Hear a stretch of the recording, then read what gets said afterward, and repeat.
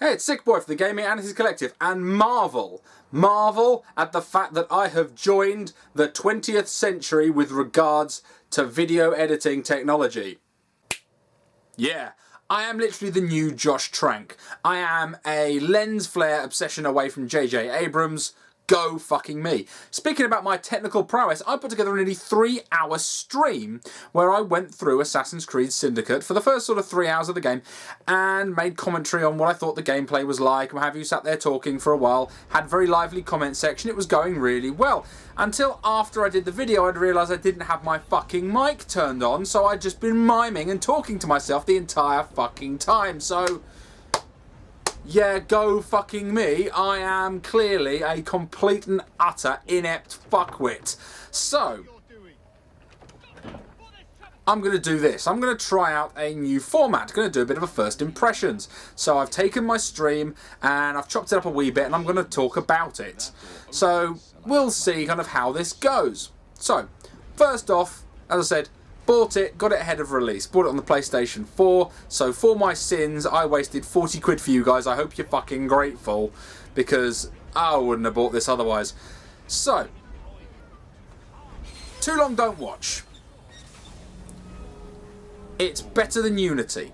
If you can't fucking stand Assassin's Creed, this is not going to win you over. If you're a fan of the series, you're going to like it. I know it's a lukewarm, shitty recommendation, but it's the best I can do. You can't really say more than that. If you cannot stand Assassin's Creed, this is not the game to win you back. This isn't Black Flag where you go, actually, I had some fun with this game. No, sorry, you're not going to. Okay? So let's crack on. How is it better than Unity? Couple of reasons. It's less glitchy. There are glitches, and I saw the report about glitches. The glitching compared to Unity, it's not as bad as Unity. There's some bad shit in there, but it's not as bad as Unity. The map is not as cluttered as Unity. It's a bigger map, and there's less boring jobs. There's less go up and, you know, there's a question mark over here. This is a square where something happened. All that shit. I didn't see any of that in my first few hours of the game. Also, there's cart and horse combat. So, you know, it's not the ship stuff, but at least you literally can steal a cart and drive around the city of London. Victorian London, that's kind of cool. And that was actually about the most fun I had with the game, was actually just careering through London streets, smashing people out of the way. That was actually really good fun. No companion app. That's another bit of good fucking news. Hurrah for that. No bullshit companion app. No bullshit online-only chests that you need to do certain things to unlock. That's gone. There's literally, as far as I can tell, there's unlocked chests and chests that you need to lockpick, and that's that. So, you know, on a whole, it is a positive step forward in the series. They have kept up the current idea of keeping the story, the overarching story, to a minimum. You don't have much intervention with regards to the current day stuff. It's not like with Desmond when there's a whole storyline about him. That shit's all gone. You've just got a couple of people, modern day members of the Order, fighting the Templars, who turn out to be Abstergo, who turn out to be Ubisoft, basically. So it's a bit of a weird meta-analysis. So graphically, it looks pretty good. It does. It is not bad at all. It looks good. There are some fuzzy edges and shit like that, but in general, the buildings and stuff are rendered beautifully. You know, you get to climb up the Palace of Westminster that they keep referring to as Big Ben, which pisses me the fuck off, and anyone who lives in London or knows anything about London should know that that's fucking annoying. But, you know, things like that. You know, you climb up the Palace of Westminster. It looks gorgeous. It looks good. That does look good.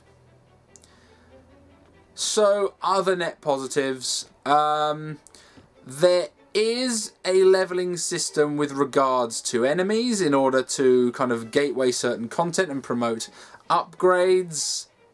I'm going to get onto that. It's a good idea. I'm going to go on to how that actually plays out in a minute. But it's good that they've tried that. It's good that you walk into an area and a guard's not just a guard. That they actually will increase in difficulty in certain areas, and that allows you to pick and choose your missions. Although, you know, I'll cover that. That is not an entirely positive thing. Right. Before I start being critical, let me just give you a bit of the background. This game is based, as I said before, in Victorian London. And you play as twins. You've actually got two protagonists in this game. Twins Jacob and Evie Fry.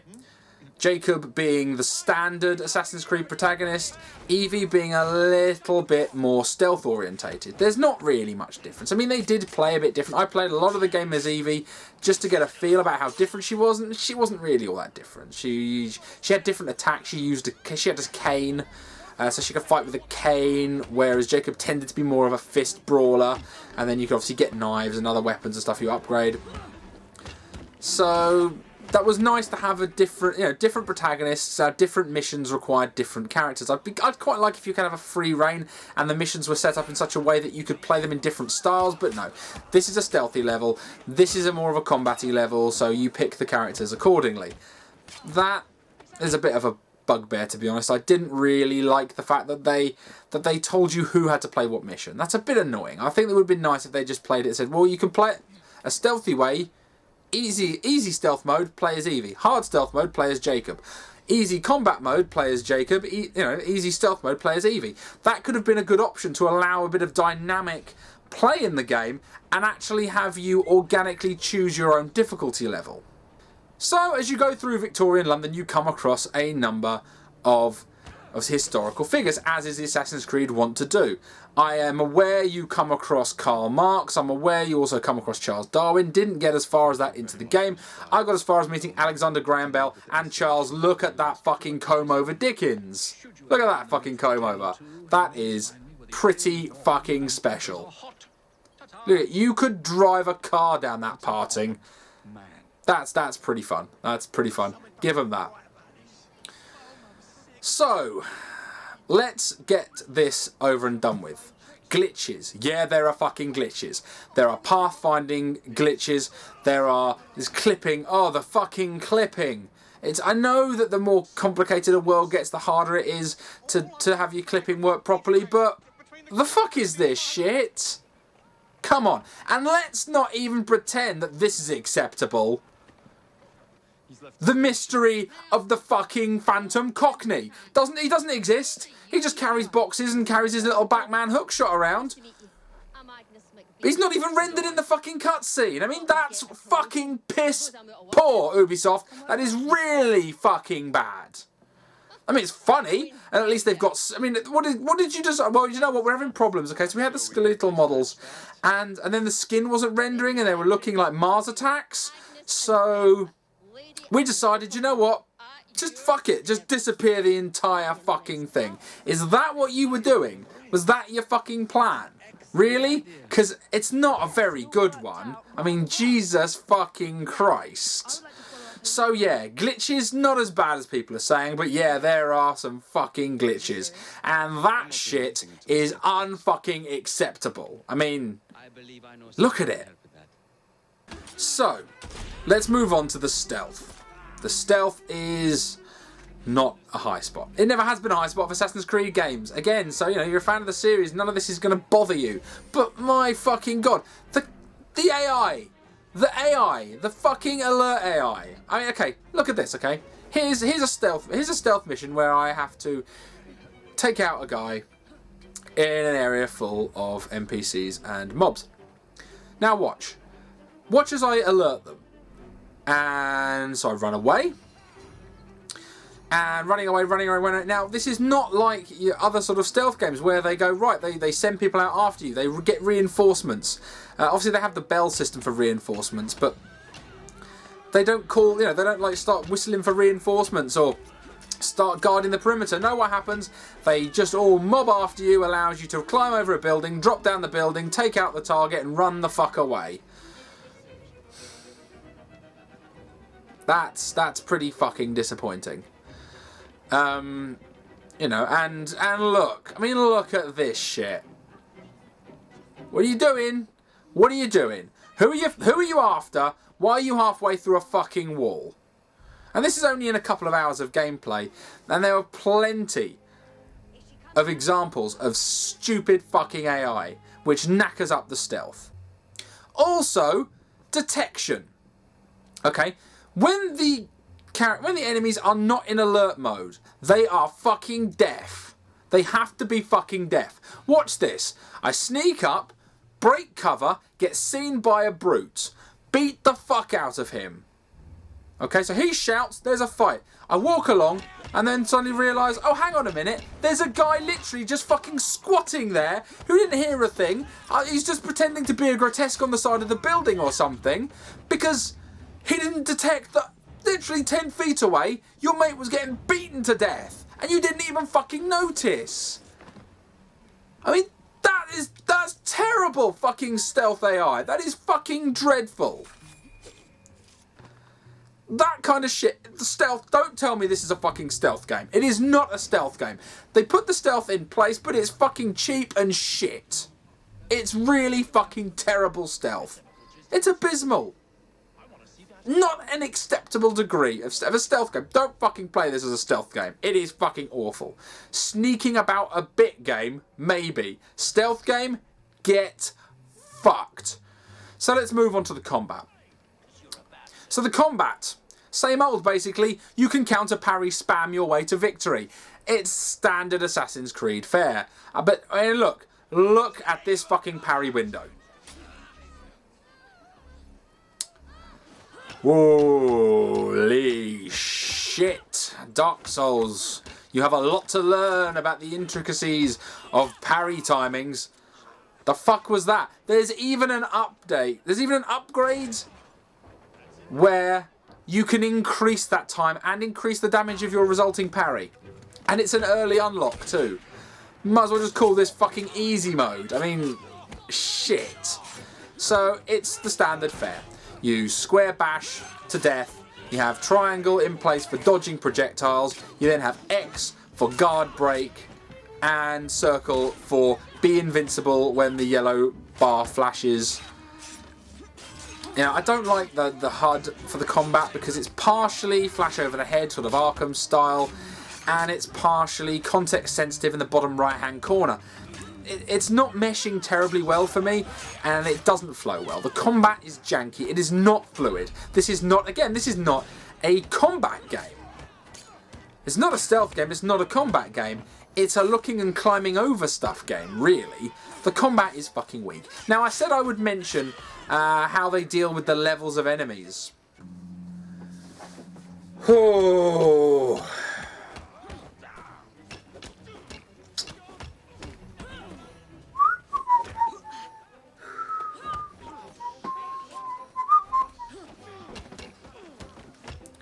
At some point, I'd like it if you died, because this isn't a challenge, this is a slog.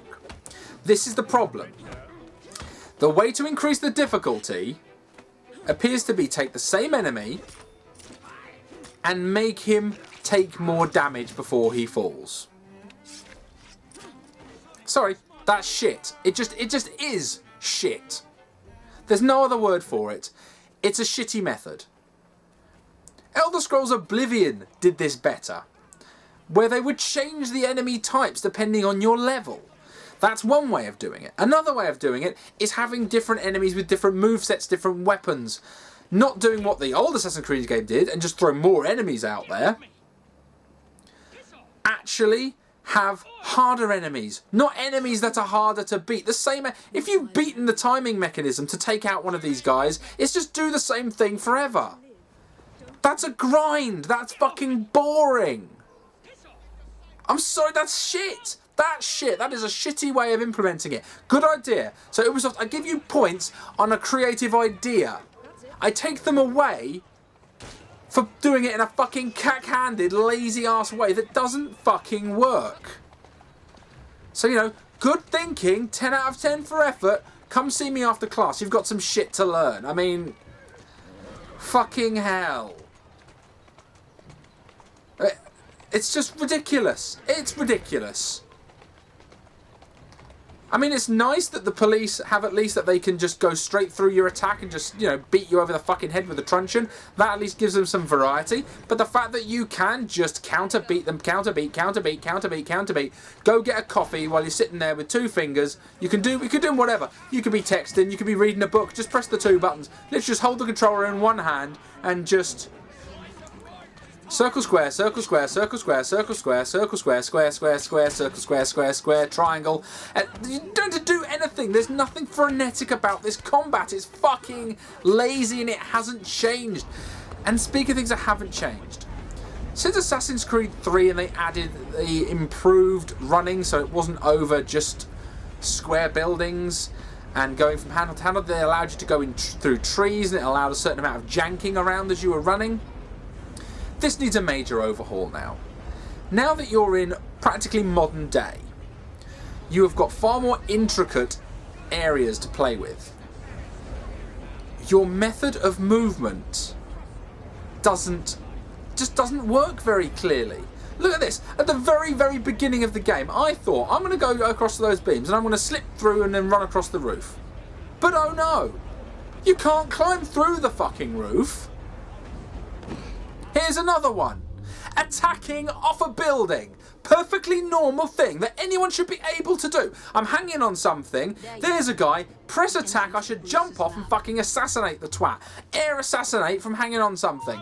But no, I've got to be standing on a ledge because he can't fucking let go. You can't fall and let gravity do it for you.